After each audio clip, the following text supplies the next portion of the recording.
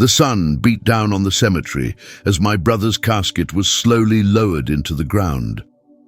At 56, I never imagined I'd be burying Douglas, 3 years younger than me. A massive heart attack had taken away the only brother I had left. I adjusted my black tie and kept my expression solemnly neutral, observing every face present. Douglas was a brilliant businessman, a dedicated patriarch, a pillar of this family. My sister-in-law Vivian's voice echoed through the cemetery. Dressed in an impeccable black dress and designer sunglasses, she held a handkerchief that barely touched her dry eyes. He built an empire from nothing and always took care of all of us. I smiled inwardly at the irony. Douglas had built an empire, yes, but not from nothing, and certainly not alone. 28 years ago, when he was broke after his first divorce, I was the one who lent him every penny I had saved to start his first business. Money he never returned, with the promise that we're brothers. One day, everything that's mine will be yours too. My nephews and niece approached the casket, one by one. First Trevor, the 32-year-old firstborn who ran one of his father's companies without ever having really worked to deserve it. Then came Madison, 29, who lived on a generous allowance while pretending to be a digital influencer. Finally, the youngest, Ethan, 24, who had dropped out of 3 colleges and now drove a Porsche that Douglas gave him to lift his spirits. I never married, never had children. I dedicated my life to accounting, living modestly in a small apartment near downtown. Douglas mocked this, calling me the eternal employee, as if my choice for stability instead of risk was a character flaw. Uncle Roger seems so emotionless, I heard Madison whisper to her mother, loud enough for me to hear. Does he even care? Vivian shrugged.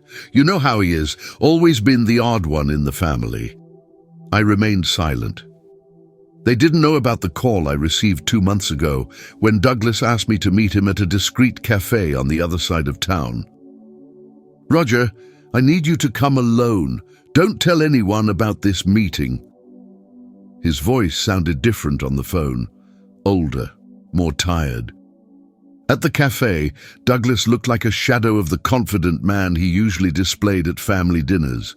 Deep dark circles, pale face, trembling hands holding a cup of black coffee. The doctors gave me 6 months, maximum. He got straight to the point without beating around the bush. Heart failure, terminal. I was in shock, trying to process the information. Douglas, I'm sorry. Do Vivian and the kids know? He let out a bitter laugh. No.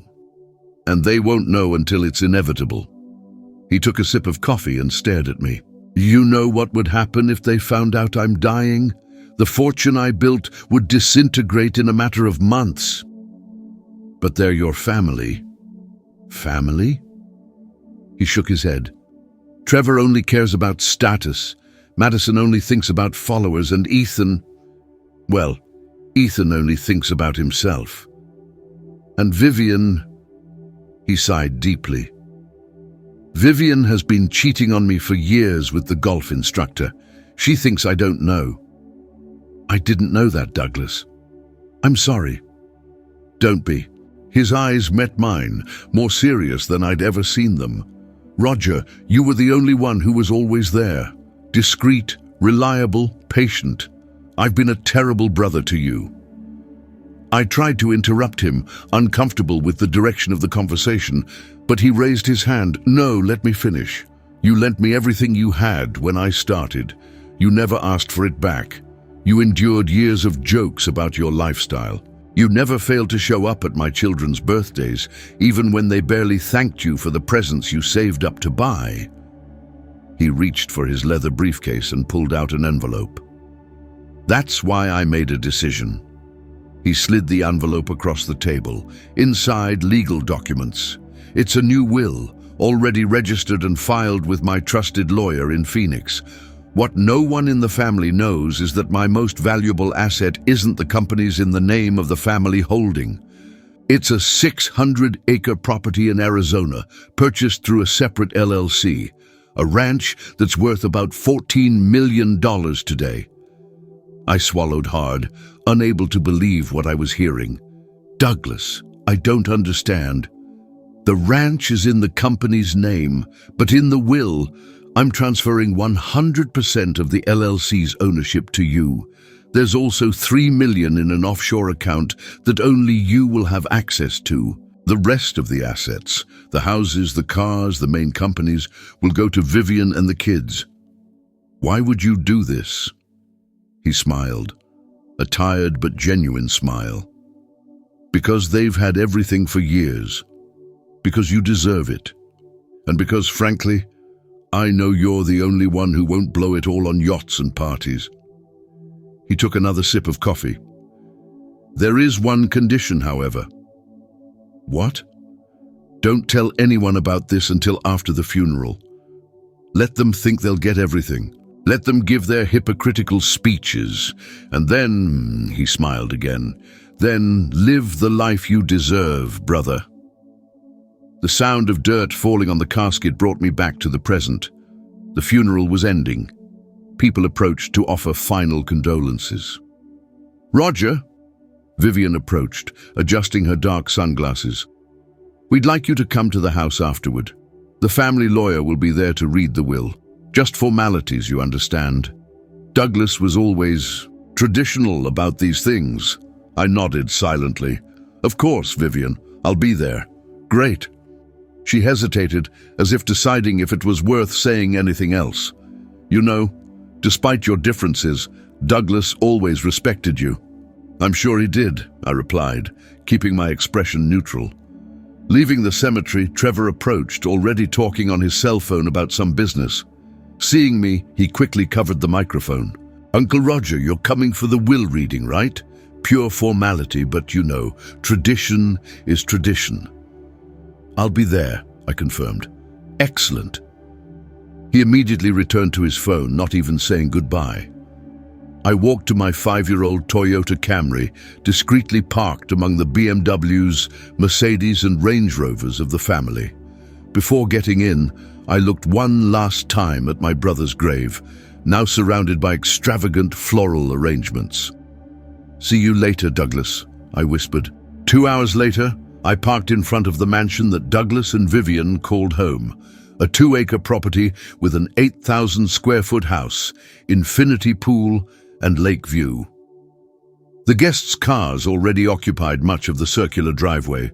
Upon entering, I was greeted by the sound of conversations and laughter. For a post-funeral event, the atmosphere was surprisingly light. Trays of canapes circulated. Champagne glasses were refilled. It seemed more like a celebration than mourning. Uncle Roger, Madison approached, holding a glass. She had changed, now wearing a less formal but still black dress. You came. I thought maybe you, well, you know, wouldn't come. Why wouldn't I come? She shrugged. You and Dad weren't exactly close in recent years. We're family, I answered simply. Right. She smiled, looking at my worn-out suit. Want a drink? We have the 25-year-old Macallan that Daddy loved. A glass of water is fine. She seemed disappointed by my simple choice, but nodded to a waiter. Water for my uncle, please. No gas. While waiting for my water, I observed the room. Trevor was talking animatedly with some men in suits, probably business partners. Ethan was sitting on the sofa, playing on his phone, looking bored. Vivian circulated among the guests like a perfect hostess, with no visible sign that she had just buried her husband. Mr. Bennett? A formal voice called me. I turned and saw an older man in an impeccable suit holding a folder. I'm Harold Winters, the family lawyer. We're almost ready to start reading the will. Mrs. Wilson asked me to check if all family members have arrived. I'm here, I replied, but it seems more like a party than a will reading. Winters looked around and lowered his voice. Between us, Mr. Bennett, I've worked with many wealthy families. Their mourning often takes different forms. I imagine so. He checked his watch. "We'll begin in 15 minutes in the main office. Just the immediate family, as requested in the document."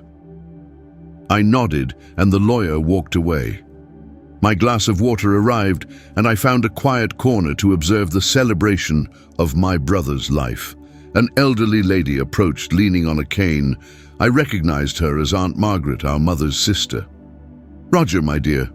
She gave me a kiss on the cheek. "How are you?" "I'm fine, Aunt Margaret, and you?" "Oh, you know, old but too stubborn to leave." She looked around with disapproval. "What a circus, isn't it? Douglas barely cold, and they're already dividing the spoils." I smiled discreetly. Margaret had always been direct. "The Wilson family has its own way of handling things." "Wilson," she scoffed. "Vivian was never a true Bennet, married for the name and the money." She squeezed my hand. "You're the last true Bennet now, Roger." Well, before I could respond, Vivian tapped a spoon against her glass, calling everyone's attention. "Dear friends and family, thank you for your presence at this celebration of Douglas's extraordinary life. As he always said, when I'm gone, don't cry. Open the good champagne." Polite laughter echoed around the room. "Now we need to attend to some legal details. Just the immediate family, please, in the office in 5 minutes."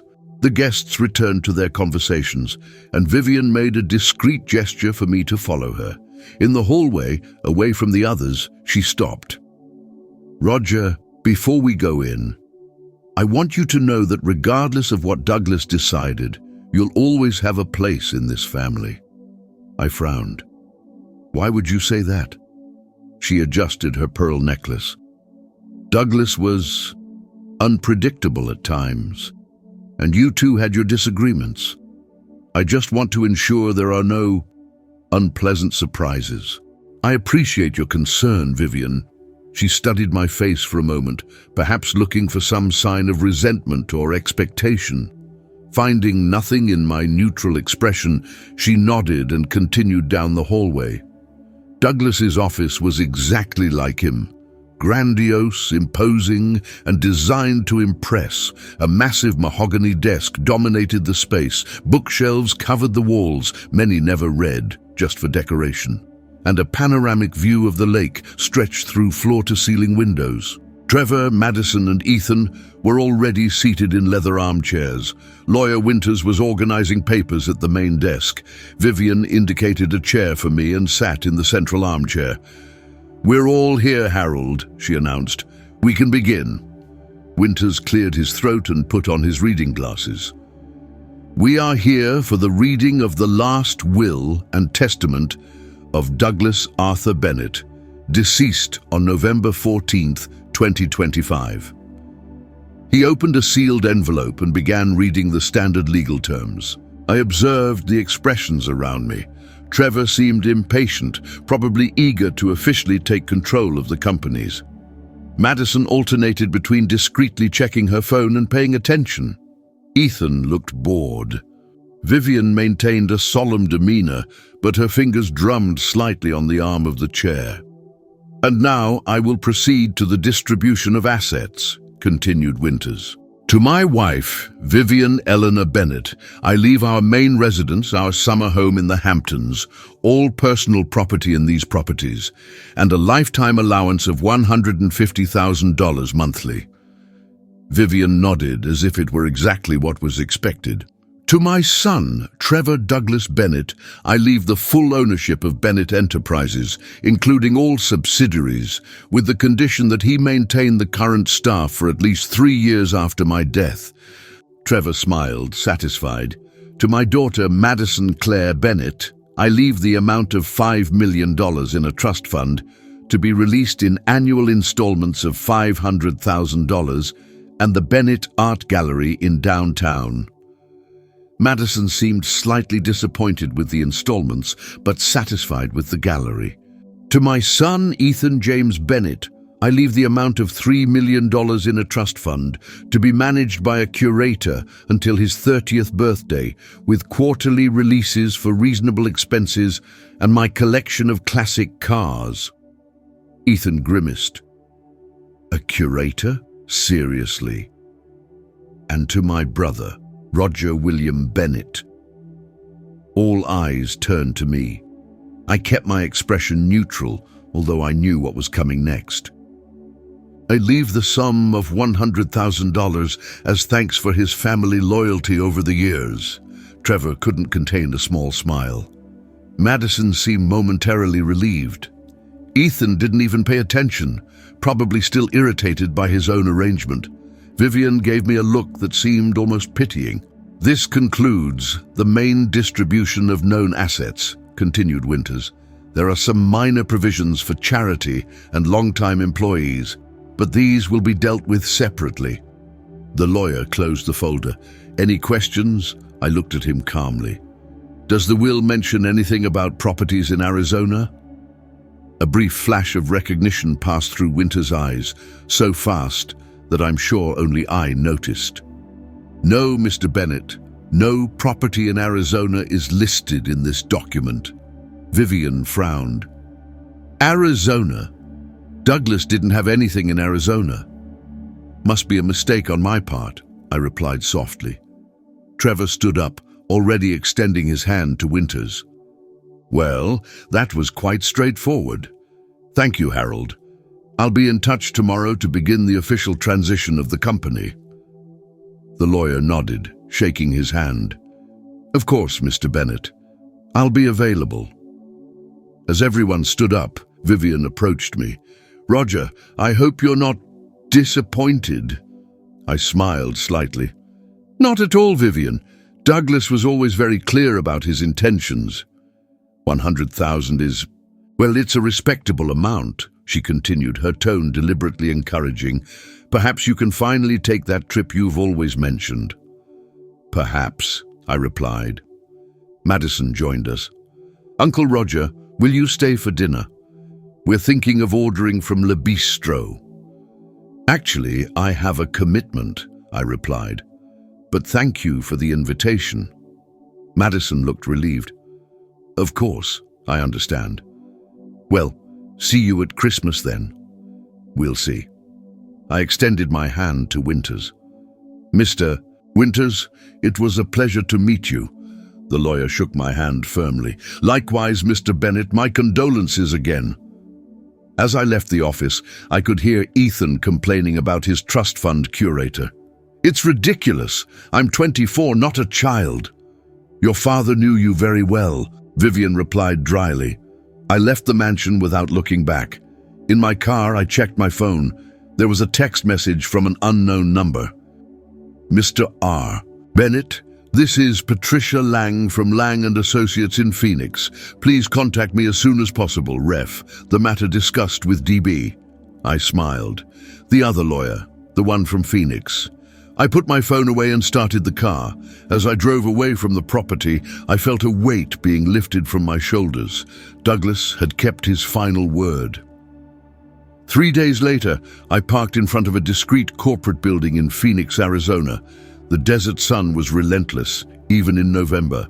I adjusted my tie, the same one from the funeral, and entered the air-conditioned building. Mr. Bennett? A middle-aged woman with perfectly arranged grey hair and an impeccable suit extended her hand. Patricia Lang, it's a pleasure to meet you in person. The pleasure is mine, I replied, shaking her hand. Please follow me to my office. We walked down a quiet hallway to a spacious room with a view of distant mountains.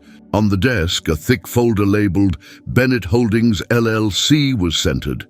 Please sit down, she indicated. Would you like coffee? Water? Water, please. While she ordered the drink through the intercom, I studied the room. Degrees from Harvard and Yale, photos with politicians and businessmen, a well-established lawyer, exactly as Douglas had promised. Your brother spoke very highly of you, Lang commented, sitting across from me. He prepared all of this meticulously over the past few months. He was always detail-oriented. She smiled. That's an understatement. Douglas reviewed these documents at least 6 times to make sure everything was perfect. She opened the folder and began removing documents. As he probably explained, this will is completely separate from what was read to your family. Legally, They are two distinct documents, both valid, covering different properties. And that's legal? Absolutely. Your brother owned multiple companies. The will read by Mr. Winters covered personal assets and companies known to the family. This, she pointed to the documents in front of us, specifically covers Bennett Holdings LLC, a separate entity that only your brother knew about, and now you. An assistant entered with water and silently left. Bennett Holdings LLC owns a single property, Horizon Ranch, 600 acres of land about 45 minutes from here. The property includes a 5,000 square foot main house, 2 guest houses, stables and significant water rights, which is extremely valuable in Arizona. She slid some photos to me. The ranch was impressive, not ostentatious like Douglas's mansion, but solid, well-built with stunning desert and mountain views. Additionally, Lang continued, there's an account in the Cayman Islands with approximately $3 million. As your brother mentioned. With this document, she slid a paper to me. You become the sole owner and signatory. I looked at the documents, still processing everything. And my sister-in-law? My nephews and niece? They don't know anything about this? Lang shook her head. Your brother was extremely careful. The LLC was established through a series of intermediaries. Even if they hire investigators, it would be very difficult to trace. Why would Douglas do this? She hesitated. It's not my place to speculate on my client's motives, but she adjusted her glasses. In the months we worked together, your brother often mentioned regrets. He said he had built an empire, but lost his soul in the process. He spoke of you as the Bennett who kept his integrity. I took a sip of water, trying to maintain my composure. There's one more thing, said Lang, removing a sealed envelope from the folder. Your brother left this for you. He asked that it be delivered only after the documents were signed. I spent the next hour signing papers, listening to explanations about taxes, property transfers, and legal responsibilities. It was surreal. In a matter of 60 minutes, I went from retired accountant with modest savings to multimillionaire, owner of one of Arizona's most impressive ranches. Congratulations, Mr. Bennett, said Lang, storing copies of the documents. You're officially the owner of Horizon Ranch and all associated assets. Thank you for your efficiency, I replied, still feeling out of place in this new reality. Would you like to visit the property today? I can arrange transportation. Yes, please. While Lang made arrangements, I opened the envelope Douglas had left. Inside, a handwritten letter.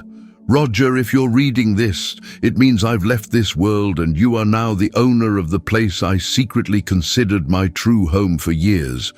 It's ironic that with all the luxurious houses and offices I've had, it was this simple ranch in the desert where I found some peace.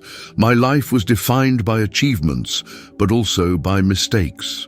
The biggest one was how I treated you. I stole your initial investment, mocked your life choices, and neglected the only genuine family relationship I had. When I received my diagnosis, I had time to reflect. Vivian never loved the man, only the magnate. Trevor, Madison, and Ethan were raised to value possessions, not people. They have my DNA, but not my respect. They will receive enough to live comfortably, but not enough to never need to work or develop character. You are different. You always have been. Honest to the end, loyal even when I didn't deserve it, and wise in a way I only realized too late. The ranch is yours now. Do what you want with it. Sell it and travel the world. Live there and raise horses. It doesn't matter.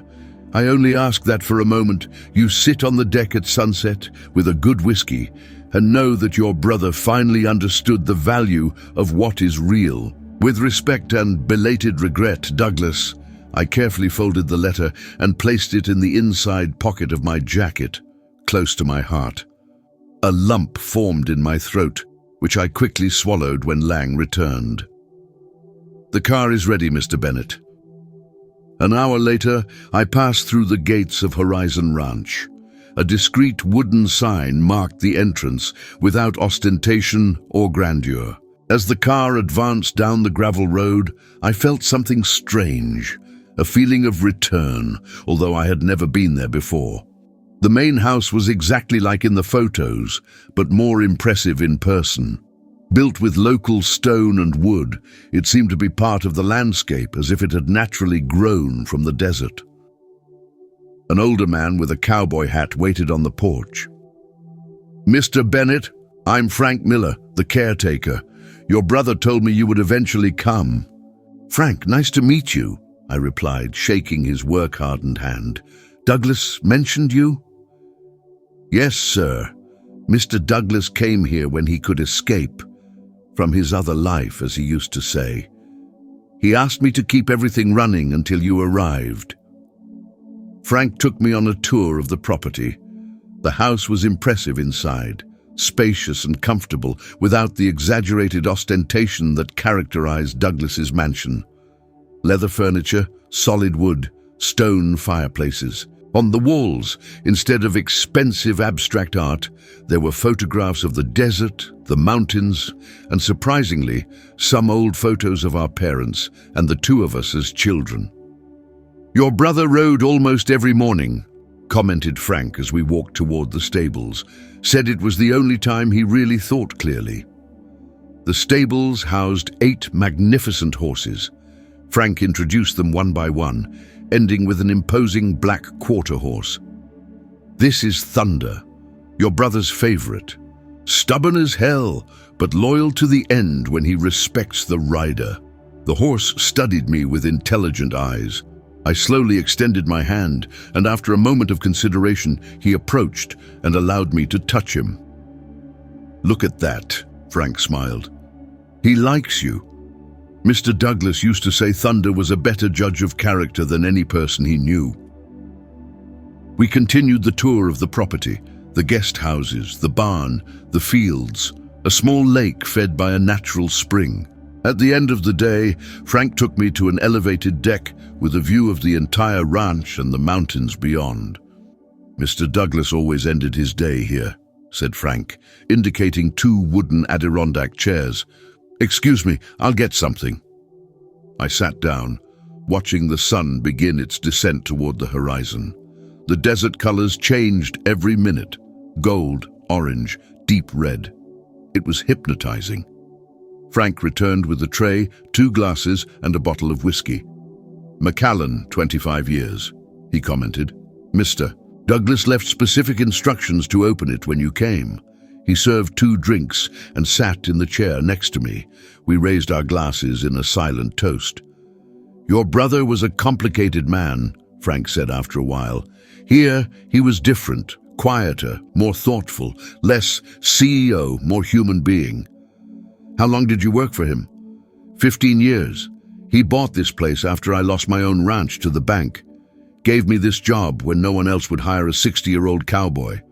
I nodded, beginning to see a side of Douglas I never knew. "He talked about you a lot," continued Frank, "especially in the last few months. Regretted how things had been." The sun was almost disappearing now, painting the sky in shades of purple and pink. "What are you going to do with the place, Mr. Bennett?" "I haven't decided yet," I answered honestly. "I need time to process all this." "Well, there's no rush. The place is paid for, the staff is taking care of it, and there's enough money in the operating account to keep everything running for years. Mr. Douglas took care of all the details." We sat in silence, observing nature's spectacle. When the first star appeared in the sky, Frank stood up. "I'll leave you with your thoughts. The master bedroom is ready if you'd like to spend the night. My house is just past the barn if you need anything." "Thank you, Frank." I remained alone on the deck, contemplating the stars that now appeared by the thousands in the desert sky. I took the letter from my pocket and read it again in the dim light. My phone vibrated. Several unread messages. 2 from Vivian, 1 from Trevor, 3 from Madison, all asking where I was, when I would return, mentioning papers that needed to be signed. Douglas's belongings that needed to be organized. I put the phone back in my pocket without responding. That could wait. A week passed, then 2. The ranch began to feel like home. I woke up early, had coffee with Frank and the other workers, learned about the property's operation. In the afternoon, with Frank's patient guidance, I began to ride Thunder, who after initial resistance seemed to have accepted me. My phone kept ringing with increasingly insistent messages from the family. Eventually, I only replied, "I'm taking some time for myself. I'll be in touch when I return." In the 3rd week, I was sitting on the deck at sunset when Frank brought a cordless phone.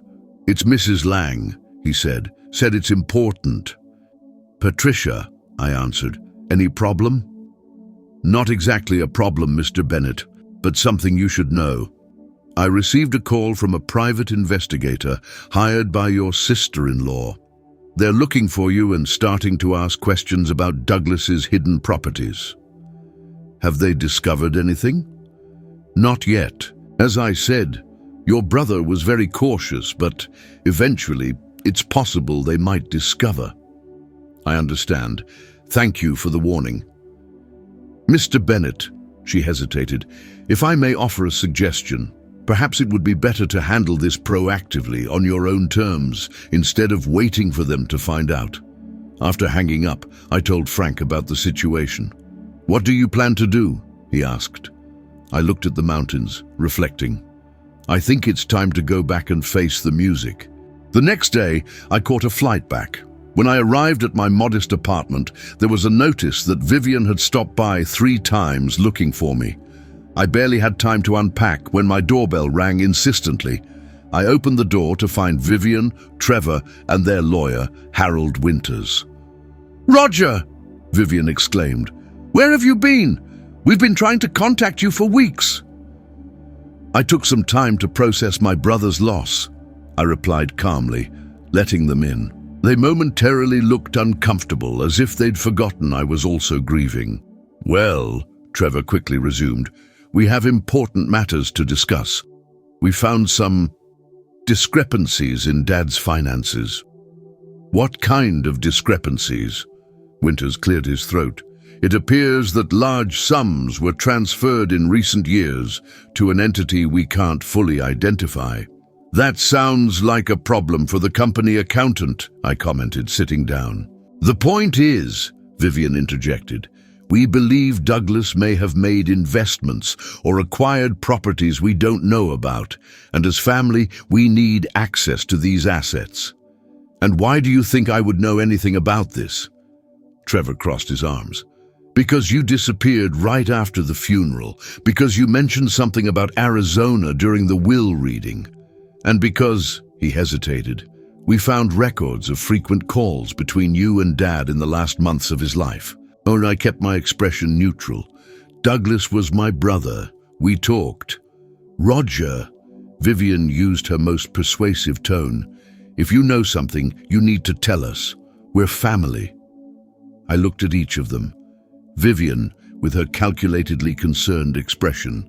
Trevor, impatient and already imagining more assets to control.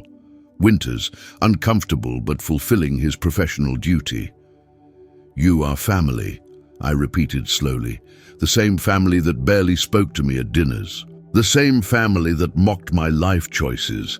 The same family that only sought me out now because they suspect I might know about money." "That's not fair," Vivian protested. "We always included you in family events. As an appendage, as an obligation, never as a true family member." Trevor lost his patience. "Look, Uncle Roger, we don't have time for emotional drama. If you know something about my father's hidden assets, it's your legal duty to inform us." "Actually," I responded calmly, "it's not." Winters intervened. "Mr. Bennett, if you're concealing information about assets subject to the estate—" "I'm not concealing anything about assets subject to the estate you administered, Mr. Winters. The will you read was executed according to Douglas's wishes, wasn't it?" "Yes, but then your job is done." Vivian narrowed her eyes. "You know something. What is it?" An offshore account? A property? I gazed at the three of them standing in my modest apartment, looking so out of place in their designer clothes and air of entitlement. It was time for truth. "Yes," I said finally. "There is something I know that you don't." Trevor leaned forward eagerly. "I knew it! What is it? Another company? Real estate?" I took a deep breath. "Douglas left me something separate from what was in the will you read." Vivian's perfectly maintained eyebrows shot up. "That's impossible.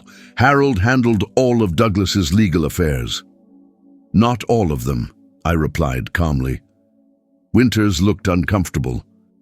"Mr. Bennett, if there's another valid will or codicil, I should be informed immediately." "It's not another will for the same assets," I explained. "It's a completely separate legal document covering assets that were never part of the estate you administered."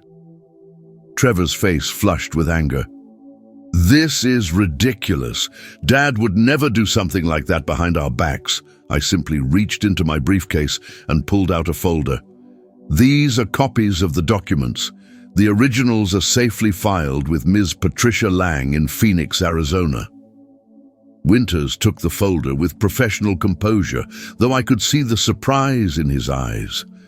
He scanned the pages quickly, his expression changing from skepticism to realization.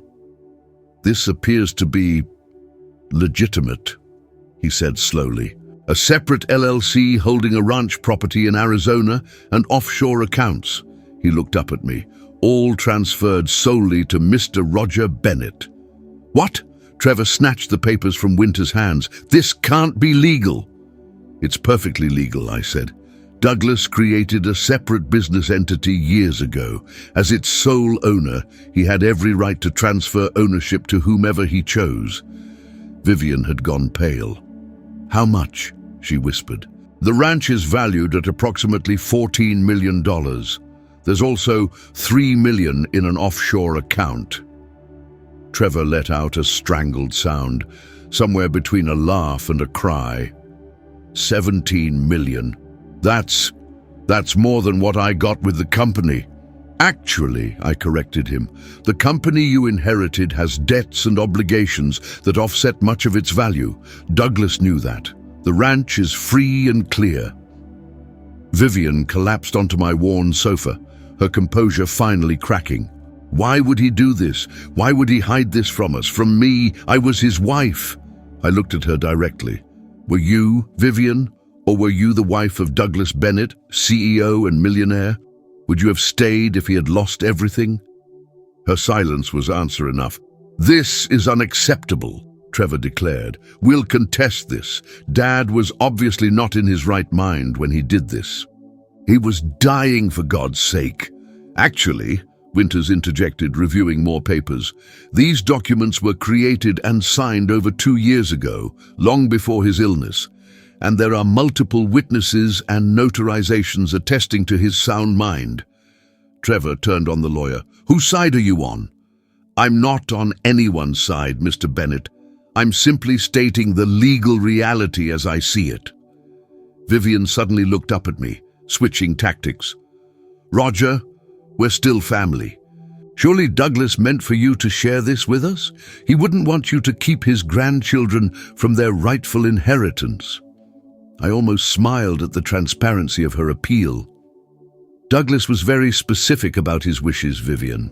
He left each of you more than enough to live comfortably for the rest of your lives. What he left me was compensation for things that happened between us long ago." "What things?" Trevor demanded. "What could possibly justify this?" "That's between Douglas and me," I replied firmly. "But if you really want to know, ask your mother about the initial investment that started Bennett Enterprises. Ask her where that money came from." Vivian avoided her son's questioning gaze. "This isn't over," Trevor threatened, pointing a finger at me. "We'll fight this all the way." "You're welcome to try," I responded calmly. "But before you spend a fortune in legal fees, Know that Douglas anticipated this reaction. The documents are airtight, and any prolonged legal battle will only drain the assets he did leave you." Winters nodded reluctantly. "He's right. I've reviewed enough to see that your brother planned this meticulously. A legal challenge would be costly and unlikely to succeed." Trevor looked like he wanted to punch something, or someone. Vivian remained on the sofa, still processing the revelation. The perfect family image they had maintained for so long was crumbling before my eyes. "I think we're done here," I said, standing up. "I have a plane to catch." "A plane?" Vivian asked. "Where are you going?" "Home," I replied simply. After they left, I finished packing a larger suitcase. As I was about to call a taxi for the airport, my phone rang. It was Madison. "Uncle Roger?" Her voice sounded different, smaller somehow. "Mom and Trevor just told us about everything." "I see," I replied, unsure where this was going. "They're really angry," she continued. "Trevor's already calling lawyers. Mum's locked herself in her room." "I'm sorry you're all upset, Madison." There was a pause. "Can I ask you something, Uncle Roger?" "Of course." "Did Dad, was he happy at this ranch? At the end?" The question caught me off guard with its sincerity. "I think he found some peace there, yes." Another long pause. All my life I've never seen Dad truly happy. Not at home, not at work, not at any of our achievements. He was always searching for something. I sat down, suddenly feeling the weight of the conversation. "Your father built an empire, Madison, but I think it cost him more than he expected. Will you—" She hesitated. "Would it be okay if I visited sometime? The ranch, I mean. Not to cause trouble or anything, just to see where he found peace." For the first time since this all began, I felt a genuine connection with one of Douglas's children. "Yes, Madison, you'd be welcome there." "Thank you," she said quietly. "And Uncle Roger, I'm sorry we weren't better to you." 3 months later, I was repairing a section of fence when a sleek SUV pulled up. Madison stepped out, looking uncertain in designer jeans and boots that had clearly never seen dirt. "Uncle Roger," she called, shielding her eyes from the sun. I set down my tools and walked over to greet her. "Madison, you made it." She looked around at the vast landscape. "This is not what I expected." "What did you expect?" "I don't know. Something flashier, I guess. Dad always liked flashy things." "Not here," I said, "and come on, I'll show you around." By sunset, we sat on the deck watching the incredible desert colors, much as Douglas and I had in our final conversation. "Trevor and Mom are still pursuing legal action," she said after a while. "But I've been thinking a lot about what I want from my life." She stayed for 3 days. By the time she left, something had changed between us. A connection had formed, not quite family yet, but the potential for it. "You're welcome back anytime," I told her as she prepared to leave. 6 months later, I received a call from Frank while I was in town buying supplies. "Mr. Bennett, you might want to come back to the ranch. There's someone here to see you." When I arrived, I found Vivian standing awkwardly on the porch. "Roger," she said, her designer outfit looking as out of place as she felt. "I know I'm probably the last person you want to see." "What brings you here, Vivian?" "Our lawyers say we have no case," she admitted, her voice lacking its usual confidence. "But that's not why I came. I wanted to see where Douglas spent his time, where he was happy." I studied her face, searching for manipulation. Finding none, I nodded. "Come in." As we walked through the house, I watched Vivian's expression change from skepticism to understanding. When we reached Douglas's study, she stopped at the sight of old family photos. "He kept these?" she whispered, touching a frame containing a picture of our parents. "He did. That evening, as the sun set, we sat on the deck in silence. Finally, Vivian spoke. "I didn't love him at the end," she admitted. "I don't know when that changed, but I think he knew that." "He did. Are you happy here, Roger?" I considered the question. "I'm at peace. It's more than I ever expected." The next morning, as she prepared to leave, Vivian handed me an envelope. "Douglas's watch, the one his father gave him. He'd want you to have it." I accepted it with a nod. Over the years, the ranch became my true home. Madison visited regularly, eventually bringing her children. Even Ethan came once, after his trust fund ran out, and he had to learn the value of work. Trevor never came. Some wounds run too deep. On my 65th birthday, I sat on the deck, watching the sunset with thunder grazing nearby. I thought about Douglas, about choices, about what truly matters in life. "You were right, brother," I whispered to the desert wind. "I finally understand the value of what is real."